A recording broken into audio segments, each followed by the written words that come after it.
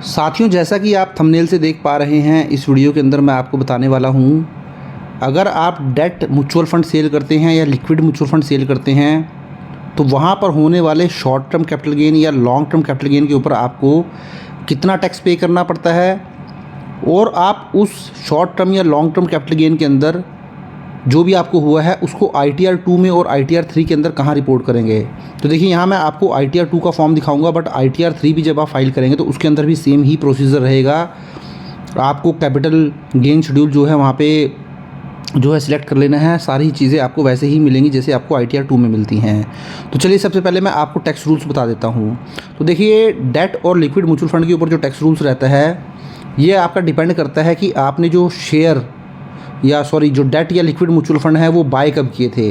एक तो हो सकता है कि वो आपने बाय किए हों आफ्टर 1 अप्रैल 2023 और एक हो सकता है कि वो आपने बाय किए हों बिफोर 1 अप्रैल 2023। अगर आपने वो 1 अप्रैल 2023 के बाद बाय किए होंगे तो उस केस में जब भी आप सेल करेंगे अपने डेट म्यूचुअल फंड को लिक्विड म्यूचुअल फंड के, तो वहाँ पर आपको हमेशा ही शॉर्ट टर्म कैपिटल गेन होगा और उस शॉर्ट टर्म कैपिटल गेन के ऊपर टैक्स लग जाएगा स्लैब रेट के हिसाब से। मींस न्यू टैक्स रिजीम का टैक्स स्लैब आपके ऊपर एप्लीकेबल हो जाएगा या फिर ओल्ड टैक्स रिजीम का टैक्स स्लैब आपके ऊपर एप्लीकेबल हो जाएगा। तो यहाँ पर जो वो लॉन्ग टर्म और शॉर्ट टर्म है उसका कंसेप्ट ही ख़त्म कर दिया गया है। अब अगर आपने 1 अप्रैल 2023 के बाद कोई भी म्यूचुअल फंड परचेज़ किए होंगे जो कि डेट या लिक्विड म्यूचुअल फंड होंगे और अगर आप उसको कभी भी सेल करेंगे अप्रैल 2023 के बाद, तो आपको हमेशा शॉर्ट टर्म कैपिटल गेन ही रहने वाला है। वहीं अगर आपने ऐसे डेट म्यूचुअल फंड या ऐसे लिक्विड म्यूचुअल फंड सेल किए हैं जो कि आपने परचेज़ किए थे 1 अप्रैल 2023 से पहले, तो उस केस में देखना पड़ेगा कि आपका होल्डिंग पीरियड कितना था। अगर आपने वो 2 साल तक भी होल्ड नहीं किए या आप बोल सकते हैं 2 साल या 24 महीने से पहले ही सेल कर दिए, तो उस केस में फिर आपको शॉर्ट टर्म कैपिटल गेन हो जाएगा। और शॉर्ट टर्म कैपिटल गेन मैंने आपको यहाँ पर भी बताया था, आपको इनकम टैक्स स्लैब के हिसाब से टैक्सेबल हो जाएगा। आप ओल्ड टैक्स रिजीम में जाएंगे तो ओल्ड टैक्स रिजीम का स्लैब लग जाएगा, न्यू टैक्स रिजीम में जाएंगे तो न्यू टैक्स रिजीम का स्लैब लग जाएगा।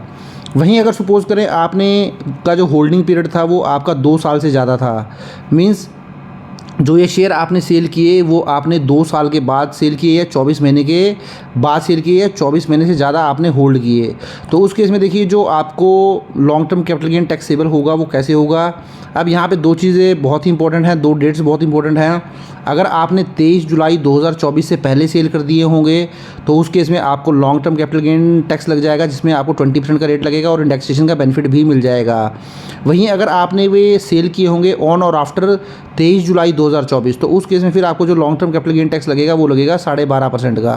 तो ये जो चार्ट है ये आपको ध्यान रखना है, ये आपके लिए बहुत ही इंपॉर्टेंट रहने वाला है फाइनेंशियल ईयर 24-25 के लिए। तो देखिए, अब आपको इसको ITR में कैसे रिपोर्ट करना है वो भी मैं आपको दिखा देता हूँ। तो इसके लिए आप क्या करेंगे, जैसे ही आप मेरे YouTube चैनल पे आएंगे, YouTube चैनल पे आने के बाद देखिए यहाँ पर मैंने 10 आवर्स एगो 10 घंटे पहले ही वीडियो अपलोड किया है कि आपको ये जो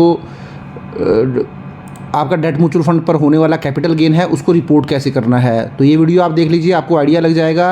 अदरवाइज़ इस वीडियो का जो लिंक है वो मैं आपको नीचे डिस्क्रिप्शन में भी दे दूंगा। तो ये वीडियो का लिंक आपको नीचे डिस्क्रिप्शन में भी मिल जाएगा, आप उसको देख लीजिए, आपको क्लैरिटी हो जाएगी और आप अपनी ITR 2 को फाइल कर सकते हैं जहाँ पे अपना debt mutual fund, liquid mutual fund या अनक्योटेड शेयर्स आपके हैं, अनलिस्टेड शेयर है, तो वो भी आपको कैसे दिखाने हैं इस वीडियो से आपको आइडिया लग जाएगा। तो आई होप वीडियो आपको अच्छा लगा होगा। वीडियो अच्छा लगा लाइक करें, शेयर करें और चैनल पर फर्स्ट टाइम विजिट किया चैनल को भी जरूर सब्सक्राइब कर लें। Thank you very much, have a nice day, take care.